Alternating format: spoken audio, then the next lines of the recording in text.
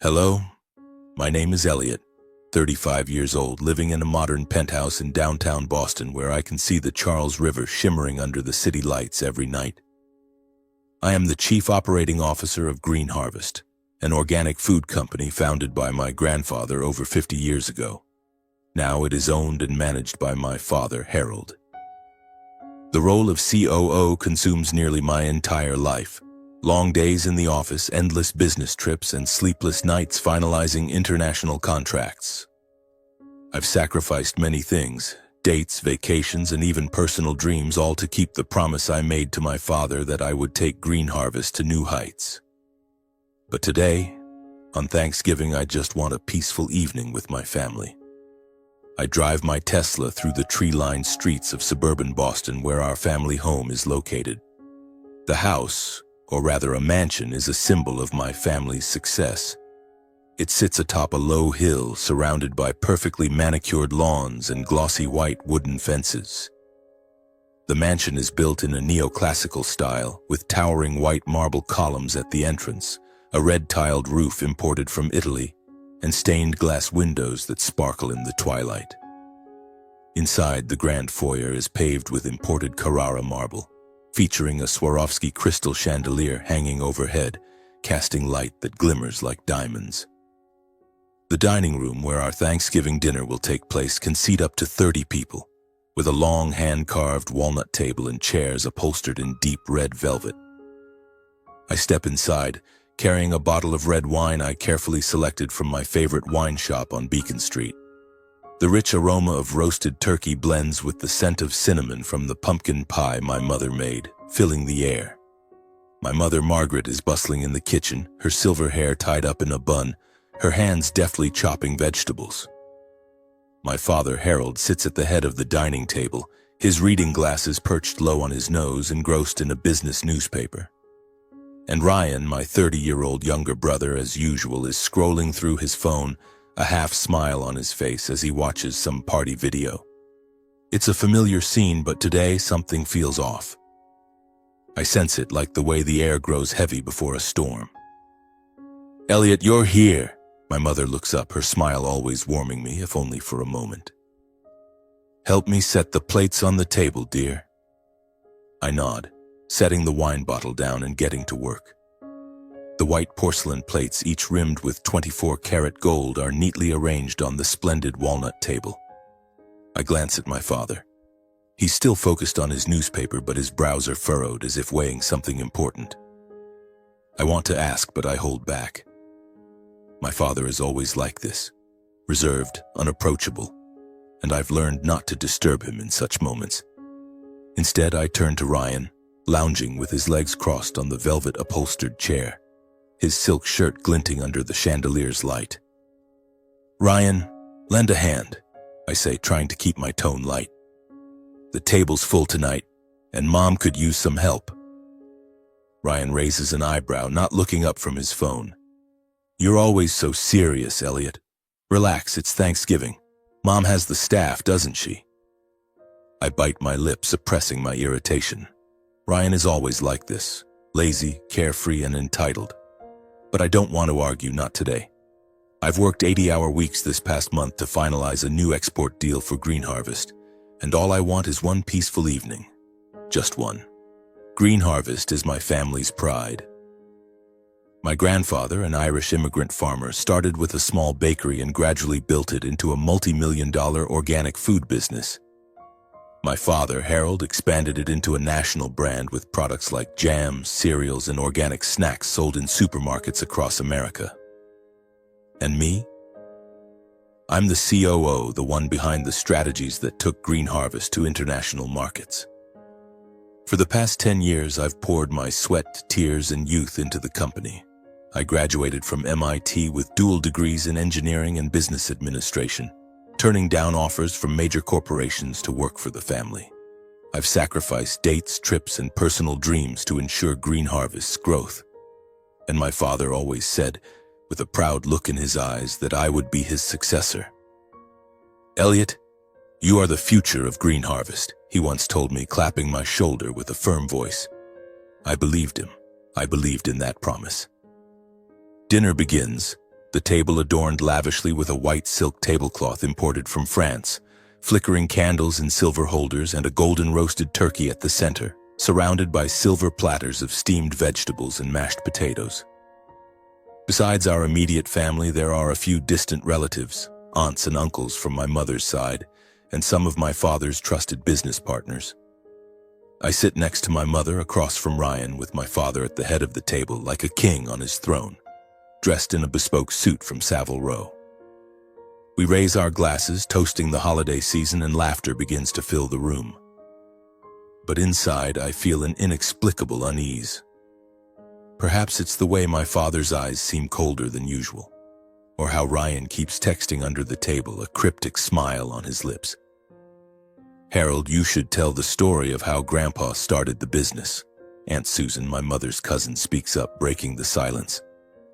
I never tire of hearing it. My father smiles, but the smile doesn't reach his eyes. "Oh, Susan, that story's been told too many times. Today I'd rather talk about the future than the past." He pauses, setting his wine glass down, and I notice the entire table looking at him. My heart beats faster, though I don't know why. "The future?" I ask, my voice soft but unable to hide my curiosity. "What do you mean, Dad?" My father looks at me, then around the table as if choosing his words carefully. "Green Harvest has come a long way. From a small bakery, we're now a global brand, but I'm not getting any younger. It's time for me to step back and let the next generation take over." The table falls silent. I feel the blood in my veins heat up, not from excitement, but from a sinking premonition. My father once said I would be CEO when he retired. He promised. But why is his gaze avoiding me, shifting toward Ryan? "Ryan," my father says, his voice low and clear, "you will be the next CEO of Green Harvest." The clatter of cutlery dropping onto a porcelain plate rings out somewhere. I'm not sure whose, because my mind seems to stop functioning. Ryan? Ryan, who's never worked more than 20 hours a week, who spends money like water on lavish parties, who knows nothing about strategy or management. Ryan, my younger brother, will be CEO. "Dad, what did you say?" I hear my voice hoarse, as if it belongs to someone else. I thought... "Elliot," my father interrupts, his voice cold as ice. "The decision has been made. Ryan is the right choice." I look at Ryan. He's smiling, a triumphant smirk, as if he knew this was coming. My mother, sitting beside me, clutches her napkin, her face pale. The others at the table begin to whisper, but I can't make out their words. My ears are ringing as if the world is underwater. "The right choice?" I repeat, my voice trembling. "Ryan? Dad, I've worked day and night for Green Harvest. I expanded the markets, secured international organic certifications, doubled the revenue. I've sacrificed everything. You said I would be the one to take over." My father looks at me, his eyes devoid of emotion. "Elliot, this isn't the time for arguments. The decision is final." I want to shout, to slam the table, to demand why he betrayed his promise, but I just sit there, silent, feeling my heart being crushed. My mother places a hand on my shoulder, but I don't respond. I look around the table, seeing pity, curiosity, and awkwardness in their eyes. Ryan is still scrolling through his phone as if none of this concerns him. Dinner continues, but I no longer smell the turkey or hear the laughter. I eat mechanically, my mind swirling with questions. Why? Why did Dad choose Ryan? What did I do wrong? I've dedicated my entire life to Green Harvest, from my days as an MIT student working in the company's tiny office on weekends to sleepless nights finalizing contracts. I turned down offers from major corporations, gave up relationships, all to prove I was worthy of my father's trust. And now, he chooses Ryan. Ryan, who's never taken anything seriously except his parties. After dinner, as everyone moved to the living room with its blazing marble fireplace, I pulled my father aside to a corner where opulent oil paintings adorned the walls. I couldn't hold it in any longer. "Dad, I need an explanation," I said, struggling to keep my voice calm. "Why Ryan? You know he's not capable of running the company. You said I was the right one, you promised." My father looked at me, his eyes cold and unyielding. "Elliot," he said slowly, as if speaking to a child, "there are things you don't understand. Green Harvest is a family legacy, and a family legacy is for blood." I blinked, confused. "Blood? What are you talking about? I'm your son." He turned away, not answering immediately. Then he said, his voice so low I could barely hear, "Ask your mother, Elliot. Ask her the truth." My heart seemed to stop. I stared at him, waiting for an explanation, a smile to say he was joking. But no, he walked away, leaving me standing there in the lavish living room corner with distant laughter and chatter from the others. I turned to find my mother, seeing her standing alone by the stained glass window, gazing into the night. Her shoulders trembled slightly, as if she'd overheard everything. "Mom," I called, my voice hoarse. "Mom, what did he mean? What's the truth?" She turned, her eyes red and brimming with tears. "Elliot, oh my boy." She choked, raising a hand to cover her mouth. "I never wanted you to know. I never wanted you to know." "Know what?" I nearly shouted, panic rising in my chest. I stepped closer to her, but stopped, afraid that if I touched her, we'd both shatter. "Mom, tell me. What did Dad mean when he said I'm not his blood?" She stepped back, her back pressing against the window frame. She turned her face away, staring into the darkness outside as if it could hide her secret. But then she turned back, her eyes full of pain. "Elliot, you are everything to me. You've always been my light, but you're not Harold's biological son." The floor beneath me seemed to collapse. Not Harold's son? Not my father's son? I shook my head, unwilling to believe, unable to believe. "Mom, what are you saying? How is that possible?" She began to cry, tears streaming down her time-worn cheeks.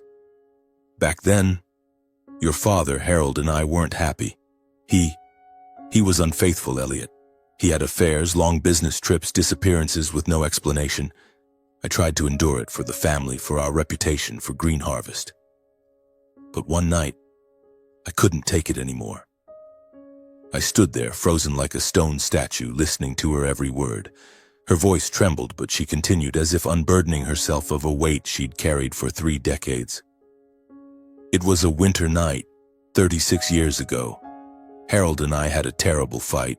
He was drunk, admitted to being with another woman, and laughed at me when I cried. I left the house, wandering the streets of Boston, not knowing where to go. I ended up in a small bar, just looking for some warmth, some comfort. And there, I met someone. He was a waiter, young, kind, and he listened to me when I felt the whole world had turned its back. I let my emotions take over. Just one night, Elliot. One mistake. And then, you were born." I heard every word, but my mind was trapped in a storm. A waiter? A one-night mistake?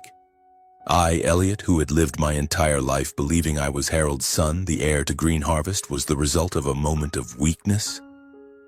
I wanted to scream, to deny it, but my mother's eyes, filled with regret and pain, told me it was true. "When did Harold find out?" I asked, my voice turning cold as if I were speaking to a stranger. "When did he know?" She lowered her head, her voice barely a whisper. "He suspected from the start. When you were born, you didn't look like him. I hoped he wouldn't notice, but Harold, he's not a fool. He had a DNA test done when you were young. He knew you weren't his, but he didn't say anything. He kept quiet, and I didn't dare speak. I stepped back, feeling as if someone were crushing my heart. Harold knew. He'd known for years, maybe since I was a child, running after him in Green Harvest's small office, listening to him talk about my grandfather and the family's dream. He knew, but he let me grow up in a lie. He let me believe I was his son, that I was the future of Green Harvest. And worse, he used me. "Then why?" I said through gritted teeth, anger rising like a flame. "Why did he let me slave away for Green Harvest? Why did he praise me, promise me I'd be CEO if he knew I wasn't his son?" My mother looked at me, her eyes breaking apart. "Because Harold is a cold man, Elliot. He saw your talent, your intelligence, your hard work. He knew you could take Green Harvest to new heights, and he used that. For the past 10 years, you expanded markets, secured prestigious organic certifications, doubled revenue. You did everything he couldn't. But now he's achieved his goal. Green Harvest is strong, and he wants to hand it to Ryan, his real son. I felt my blood boil. Harold, the man I called my father for 35 years, was a cunning fox. He'd used me like a tool, a machine to build his empire. The praise, the pats on the shoulder, the promises of a future, all part of a charade. And now, with Green Harvest at its peak, he cast me aside, as if I were worthless, unworthy of the family legacy. And Ryan? I asked, my voice trembling with rage. Ryan, who knows nothing but partying and spending money. He chose him just because he's blood? My mother nodded, tears falling again. Harold has always favored Ryan. He says Ryan is his true son, the one to carry on the family bloodline. He doesn't care if Ryan is capable or not. To Harold, blood is everything. I turned away, unable to look at her anymore. Not because I was angry with her, I didn't know if I was, but because I couldn't bear the truth. I'd lived my entire life in a lie. I'd sacrificed everything, my youth, love, dreams, to build something that was never mine. Green Harvest, this lavish mansion, this family, all an illusion. Elliot, I'm sorry. My mother stepped forward, trying to touch my arm, but I stepped back. I didn't want you to suffer like this. I love you. You're everything to me. I shook my head, feeling hot tears well up, but I held them back. Mom, why didn't you tell me sooner? Why did you let me live in this lie? Because I was afraid of losing you, she whispered, her voice breaking. I was afraid if you knew the truth, you'd leave me. I couldn't bear that thought, Elliot. You're the reason I wake up every day. I didn't answer. I didn't know what to say. My mind was a whirlwind, sweeping away every emotion. Love for my mother, anger at Harold, the pain of betrayal, all mixed together, making it hard to breathe. I turned and walked out of the living room, through the marble-floored hallways, past the expensive oil paintings, past the chandelier sparkling like diamonds. All this extravagance, all the glamour of my family now only made me feel suffocated. I opened the front door and stepped outside. The cold Boston air hit my face, but I felt nothing. I stood on the stone steps looking out at the oak-lined street where I used to play as a child, where I thought I belonged. But now I wasn't sure anymore. I didn't know who I was or where I belonged. I heard footsteps behind me. My mother ran out, her silk scarf slipping from her hand, fluttering on the steps. Elliot, don't go, she called, her voice panicked. Please stay, we can talk, we can figure this out. Figure it out? I turned back, my voice colder than I expected. Figure out how, Mom? Dad used me for 10 years and you knew and said nothing. Now what? What am I supposed to do? Keep pretending I'm part of this family when Dad chose Ryan just because he's blood? She sobbed, but I couldn't stay. I couldn't bear to look at her, at the house, at everything that was once my world. I walked down the steps, got into my car, and drove away. In the rearview mirror, I saw my mother standing there, a small figure before the massive mansion door. She called my name, but I didn't turn back. I drove through Boston's familiar streets, but the city now felt alien. The skyscrapers, the Charles River, the lights, all seemed to belong to someone else, not me. I didn't know where I was going, only that I needed to get away. Away from Harold, away from Green Harvest, away from the lie I'd lived for 35 years. When I stopped at a riverside parking lot, I realized I was crying. Not loud tears, but the quiet kind, streaming down my cheeks, carrying the pain of betrayal. Harold, the man I called my father, had known the truth for years. He let me work like a draft horse, praised me, promised me, only to discard me when he no longer needed me. He was a cunning fox, a cold calculator, and I was just a pawn in his game. I sat in the car, watching the river shimmer under the moonlight. I thought about the years gone by, the sleepless nights at Green Harvest's office, the job offers from major corporations I turned down, the dates I canceled because I was too busy. I'd sacrificed everything for the family, for Green Harvest, for Harold's promise. And now, I was left with emptiness, But in that emptiness, a small flame began to burn. I didn't know what it was, anger, pride, or simply the determination not to let Harold win. I wiped my tears, gripped the steering wheel, and told myself this story wouldn't end like this. If Harold thought he could cast me aside and move on as if nothing happened, he was wrong. I would prove I didn't need Green Harvest, didn't need this family to succeed. I started the car and drove back to my downtown Boston apartment. That night I didn't sleep. I sat by the window looking out at the city and began to plan. I would resign as COO. I would leave Green Harvest, leave the family, and start over. I didn't know where I'd go or what I'd do, but one thing I knew. I wouldn't let Harold and his betrayal define my life. The morning after Thanksgiving, I woke up in my penthouse apartment in downtown Boston, feeling as though the entire world had changed. Sunlight streamed through the large glass windows, but it brought no warmth. The previous night's words from Harold, "Ask your mother, Elliot. Ask her the truth," and my mother's tearful confession echoed in my mind. I wasn't Harold's son. 10 years of dedication to Green Harvest, sleepless nights, personal sacrifices, all exchanged for his cold betrayal, the cunning of an old fox. I sat at my desk, opened my laptop, and drafted a resignation letter. A few concise lines. I, Elliot, hereby resign from my position as Chief Operating Officer of Green Harvest, effective immediately. No explanations, no farewells. Harold didn't deserve any courtesy from me. I hit send, emailing the board of directors, closed the laptop, and felt a weight lift from my shoulders. But at the same time, a larger void opened in my chest. I decided to leave Boston. The city with its skyscrapers and shimmering Charles River was now just a reminder of what I'd lost. I contacted a real estate agency and put my penthouse up for sale, a modern apartment with luxurious furnishings and a panoramic view of the city. It was valued at over $1 million. Within days, a wealthy buyer purchased it for $1.2 million. The money was enough to start a new life. After the sale, I packed a few clothes, my laptop, and a framed photo of my mother and me from my MIT graduation day. I blocked Harold's number, Ryan's, and even my mother's. I wasn't entirely angry with her, not completely, but I couldn't face her. Not after she'd hidden the truth from me for 35 years. I needed distance, a place to heal. I chose Montana, specifically a small town called Willow Creek, nestled among golden barley fields and snow-capped mountains on the horizon. I'd read about it in an article described as a peaceful haven where time seemed to stand still and people lived close to nature.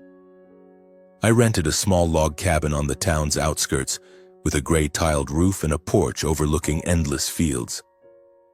It was nothing like my Boston penthouse, but as I stepped inside, breathing in the scent of pine and fresh air, I felt a flicker of hope. Maybe here I could find myself again.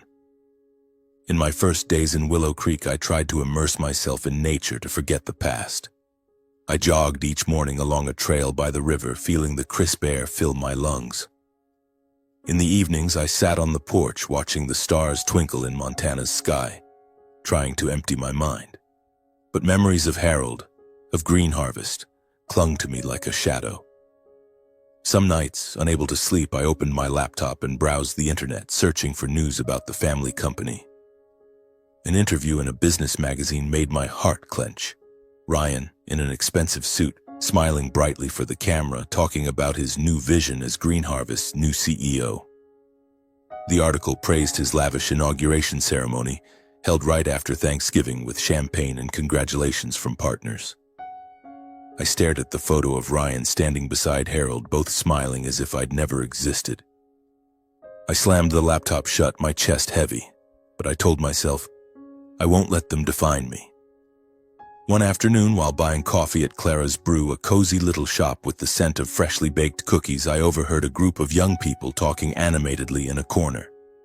They were around 25 to 30, wearing flannel shirts and jeans, discussing a startup project for sustainable food production. I hadn't planned to join in, but when I heard them mention regenerative lentil farming and direct-to-consumer distribution, I couldn't resist. I approached, introduced myself, and asked if I could join their conversation. The group consisted of 3 people: Mia, an ecologist with brown hair tied high and eyes full of passion; Leo, an agricultural engineer with a shy smile but vast knowledge; and Ava, a marketing expert with a persuasive charm that reminded me of my younger self. They were developing a startup called Earthroot, aiming to produce organic, eco-friendly food and support local farmers. But they lacked capital and operational experience. I listened, feeling a familiar flame ignite within me, the fire of passion and ambition I thought I'd lost after Thanksgiving. After weeks of meetings and discussions, I decided to invest in Earthroot. With over $1 million from the penthouse sale, I became the primary shareholder, contributing $800,000 to the project. But I didn't just want to be an investor. I wanted to be hands-on, to dig into the soil, to build something from scratch, as I had with Green Harvest, but this time for myself. Mia, Leo, and Ava welcomed me to the team, though they were surprised to learn I'd been the COO of a multi-million-dollar company. "You left Boston for this?" Ava asked, raising an eyebrow. I just smiled, avoiding details about my past. "I wanted a fresh start," I said, and they didn't press further. We started working immediately. I leased a small plot of land on the outskirts of Willow Creek and built a warehouse for production. Mia designed a regenerative farming system. Leo developed water-saving irrigation technology, and Ava crafted Earthroot's brand with a logo of a green tree rising from the soil. I took on operations, negotiating with suppliers and seeking customers. Those early days were exhilarating. We worked late into the night, ate pizza in the warehouse, and laughed about our dream of making Earthroot a national brand. But startups are never easy. The following months brought countless challenges. An unexpected frost ruined our first lentil crop, costing us tens of thousands of dollars. A major distributor rejected our contract because Earthroot wasn't established enough. Worst of all, we argued. Mia and Leo clashed over farming methods, and Ava felt I was too controlling when I demanded detailed reports. My $800,000 investment was dwindling, and I began to worry. I'd poured everything into Earthroot: money, time, hope. If it failed, I'd lose everything, again.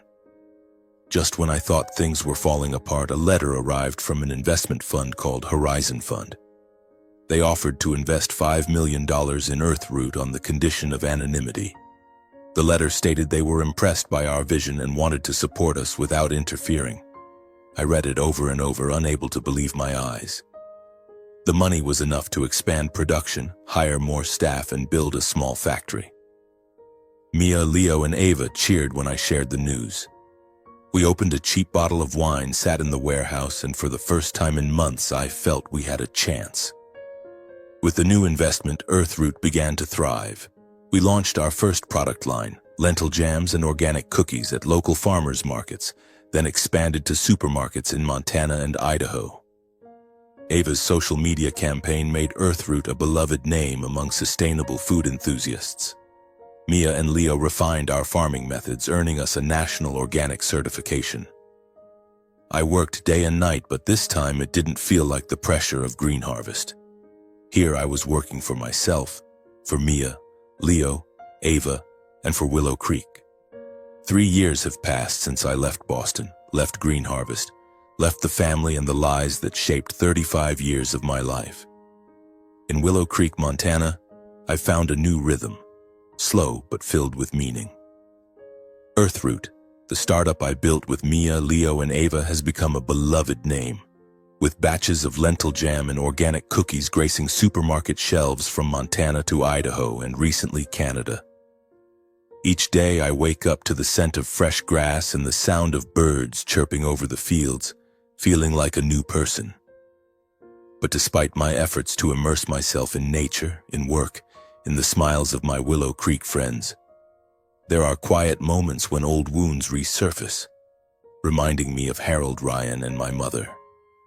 One late autumn afternoon, as the barley fields in front of my cabin glowed golden under the fading sunlight, I sat in Earthroot's modest office, really just a corner of the warehouse with an old wooden desk and a laptop.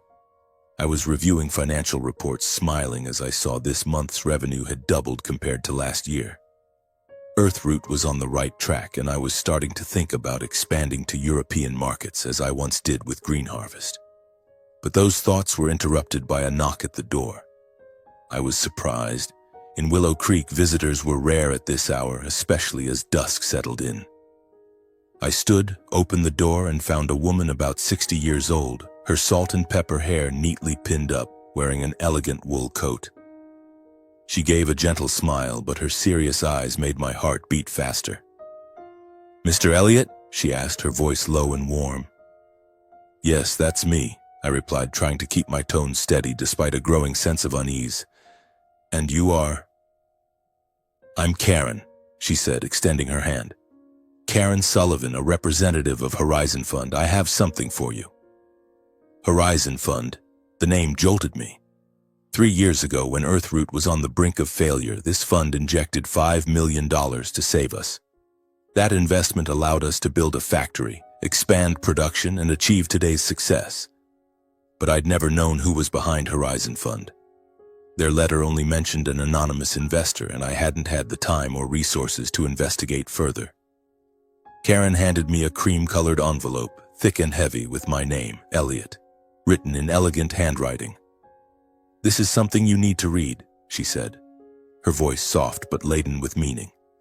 "And I think we should talk." I invited her in, gesturing to an old wooden chair by the kitchen table.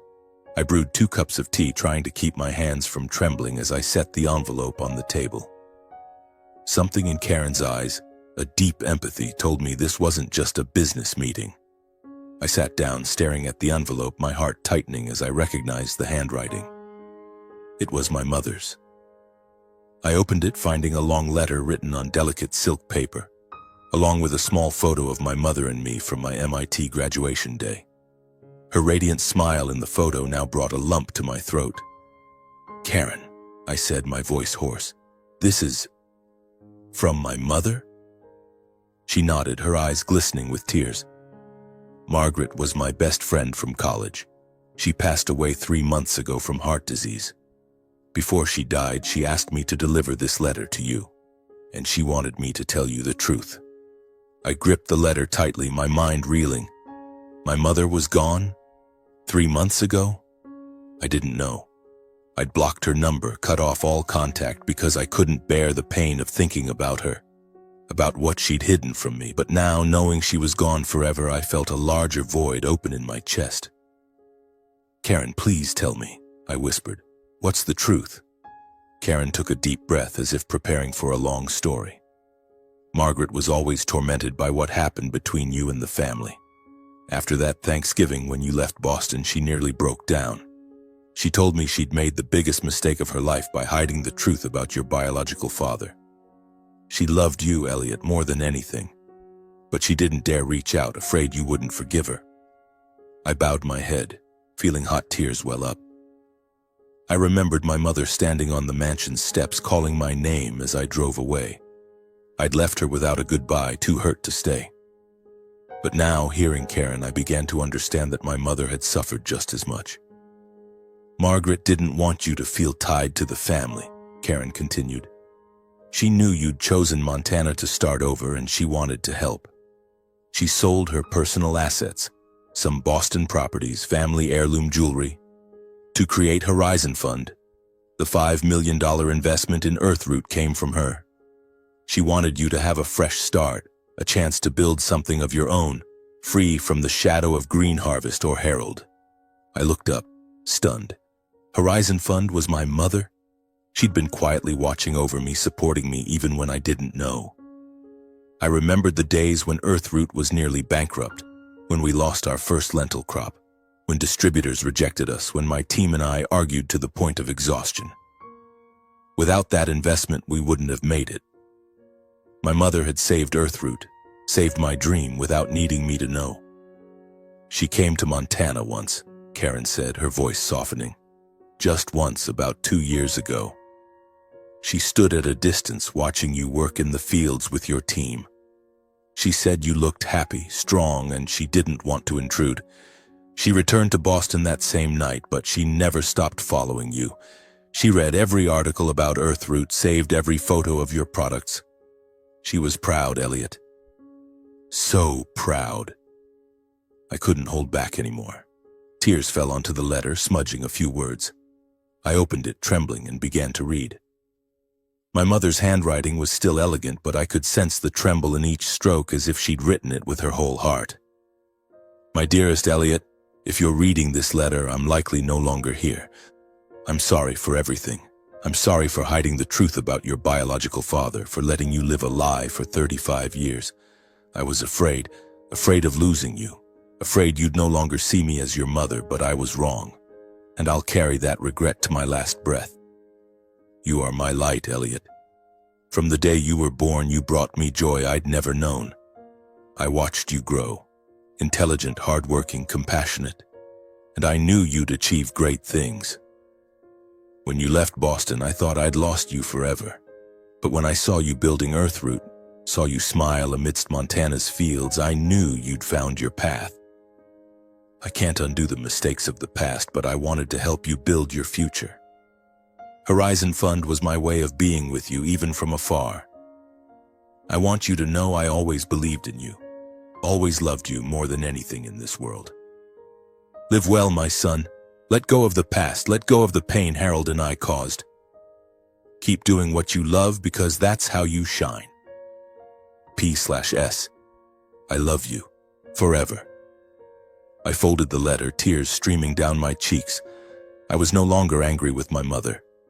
The pain of that Thanksgiving, of the betrayal, lingered, but it faded, giving way to sorrow and gratitude. My mother hadn't just given me life. She'd given me a new chance, even when I'd turned my back on her. She'd been there for me, in her quiet, loving way. Karen sat silently, giving me space for my emotions. Finally, I looked up, wiping my tears. Thank you, Karen, I said, my voice hoarse.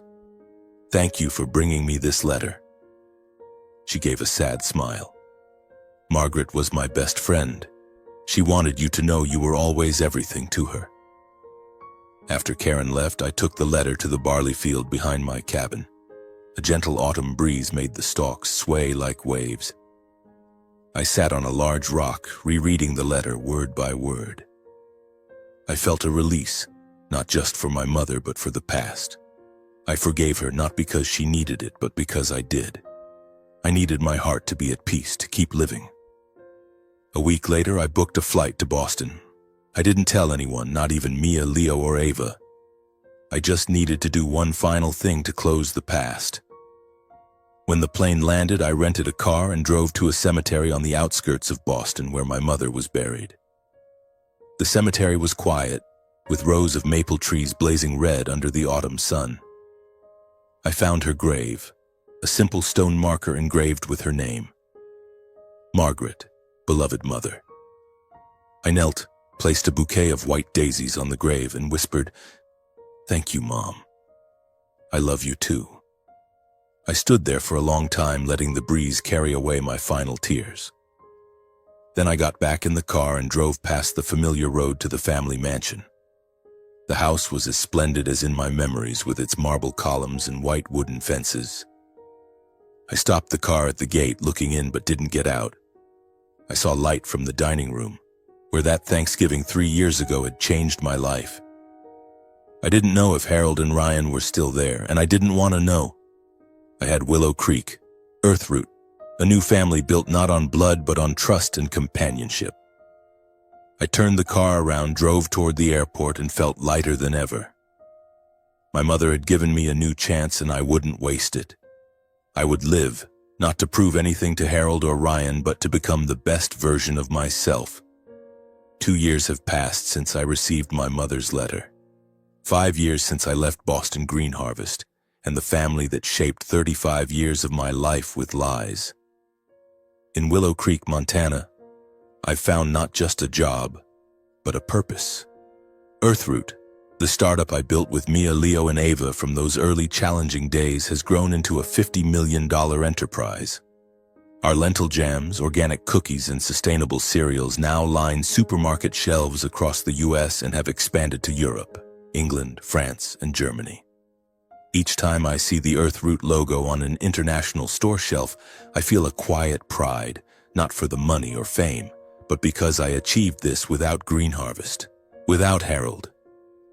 My personal life has blossomed in ways I never imagined. A year ago, I married Mia, the ecologist with her high-tide brown hair and passionate eyes who helped me build Earthroot from the ground up. We met during late-night work sessions arguing over farming methods and gradually realized we weren't just partners but soulmates. Mia brought a balance to my life that I never had in Boston. She taught me to pause and watch the sunset, to listen to the wind through the fields, and to love without fear of being hurt. We have 2 children, Lily, a 3-year-old girl with a smile identical to my mother's, and Noah, who just turned 1, always clutching my finger when I hold him. Every evening as I sit on the porch of our log cabin watching Mia play with the kids on the lawn, I feel a peace I once thought unattainable. But even in happiness, I can't fully escape the past. Sometimes alone in Earthroot's small office, I open my laptop and browse articles about Green Harvest. I don't do it often, but a part of me is curious, or perhaps wants to know if Harold and Ryan have faced consequences for what they did. Then I see headlines that make my heart race. Green Harvest loses major contract with national supermarket chain. Family company faces mounting debt. CEO Ryan criticized for poor management. The articles describe a crumbling Green Harvest, mass employee resignations, partners pulling investments, and a tarnished brand reputation. Ryan, with his lavish lifestyle and lack of vision, has driven the company into a dead end. One article even quoted a former employee. Ryan doesn't know how to run a company, he's only good at partying. If Elliot were still here, things would be different. I close the laptop, feeling a complex mix of emotions. Part of me wants to laugh. Harold chose Ryan for blood, and now he's watching the family legacy fall apart. But another part, the part my mother left behind, feels a pang of sorrow. Green Harvest was my grandfather's dream, something I poured my youth into building. Seeing it collapse, even if it's no longer mine, still stings. One spring morning, as I checked a new shipment in Earthroot's warehouse, my phone buzzed. I glanced at the screen and saw an unfamiliar Boston number. I almost didn't answer, but a gut feeling made me press accept. The voice on the other end made my blood freeze. "Elliot, it's your father," Harold said, his voice low and weary, lacking the cold authority of that Thanksgiving 5 years ago. I gripped the phone, forcing my voice to stay calm. "Harold," I said, not calling him Dad. "What do you want?" There was a long pause. Then he spoke, his voice tinged with desperation. "Elliot, Green Harvest is in trouble. We've lost major contracts and the banks won't lend anymore. Ryan can't handle it. We need you to come back. You're the only one who can save the company." I almost laughed, not out of amusement, but at his audacity. "Save the company?" I repeated, my voice turning cold. "You said I wasn't blood, not worthy of Green Harvest. You chose Ryan. And now?" Harold sighed, and I could picture him in his old office, glasses slipping down his nose. "Elliot, I know I was wrong. I was too stubborn. But Green Harvest is the family legacy. You were once part of it. I'm sorry for what happened. Come back, son. I'll share the profits, even give you the CEO position." His apology sounded hollow, like a hastily scripted performance. Before I could respond, another voice came through the speaker. "Elliot, it's Ryan," my brother cut in, his tone urgent. "Look, I know I screwed things up, but we're family. You can't abandon Green Harvest. Help us, please." I stood in the warehouse, surrounded by the scent of barley, listening to pleas from the 2 people who betrayed me. I remembered Harold's cold gaze when he said I wasn't his son. I remembered Ryan's triumphant smirk when he was named CEO. And I remembered my mother, who quietly sold her assets to help me build Earthroot while Harold and Ryan didn't care.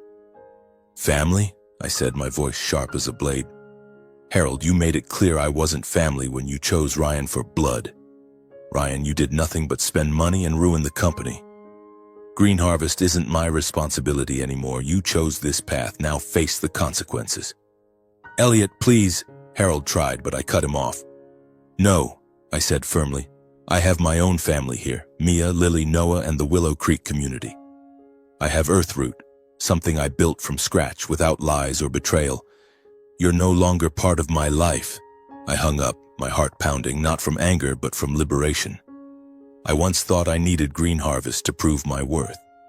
But now, standing in Earthroot's warehouse, surrounded by sacks of barley and Mia's laughter drifting from the fields outside, I knew I didn't need them. I had found my path. I stepped outside, breathing in Montana's fresh air. Lily ran to me, hugging my leg, and I scooped her up, laughing as she pointed to the fields. Daddy, look, the plants are growing. Mia approached, Noah asleep in her arms, and I felt a wholeness no money or fame could provide. Green Harvest might collapse. Harold and Ryan might face the consequences of their arrogance and favoritism. But I no longer cared. I had built a new life, a new family, and a legacy of my own. I looked out at the fields where barley swayed in the breeze and knew that my mother somewhere was smiling.